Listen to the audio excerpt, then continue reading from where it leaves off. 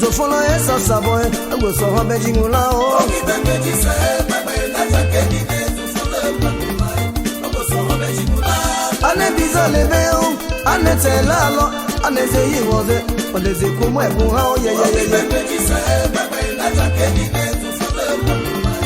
Go so ho bejingula. Go so bejingo. Obi shoba panelo. Asama pogozali wa pangenge. Mene wo bungenge. Boni vito wo bungenge. Ye wone wo ye. Asama Josephine wa pangenge. Ye wone wo ye. Asama Paulina wa pangenge. Ye wone wo ye. Asama Tanaza wa pangenge. Boni yakelo fida beye. Le bosse de l'eau, quoi, maman les yeux, les yeux bénancés. Papa la j'ai chivi payé, Chahin du oui, au déquetsé. Ça veut dire, mais pas mon corps. Y'a son soba, papa m'aime. Attends quoi, soba, babou mon corps. Ma soeur dit soba, papa m'aime. Mais vivons soba, papa pour mon corps. Ngoricho, papa m'aime.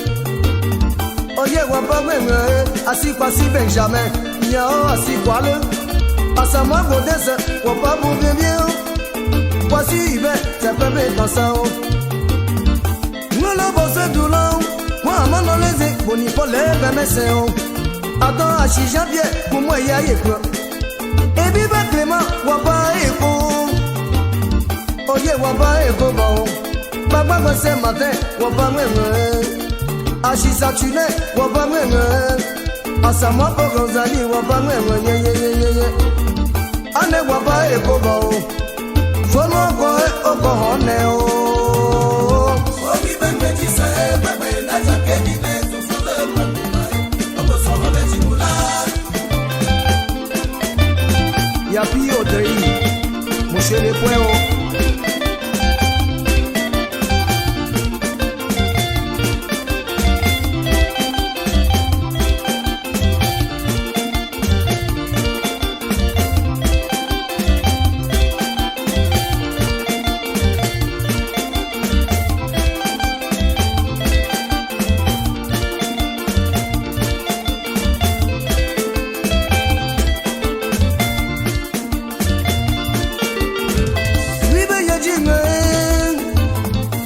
me pa eko asama pogozali wa bane wo ye mene wo bungene wasika sidie zebeke kantao bese fwe gotu asama Josephine wa bane wo ye onebe yo eso asama Paulina wa bangene asama Tanaza sebeyi kansao Asa Hippolyte, c'est bien que quand ça, ça m'a pas Rosalie, maintenant moucher les poings, à te ville la honte, on va m'aimer, à wa commando, on va m'aimer.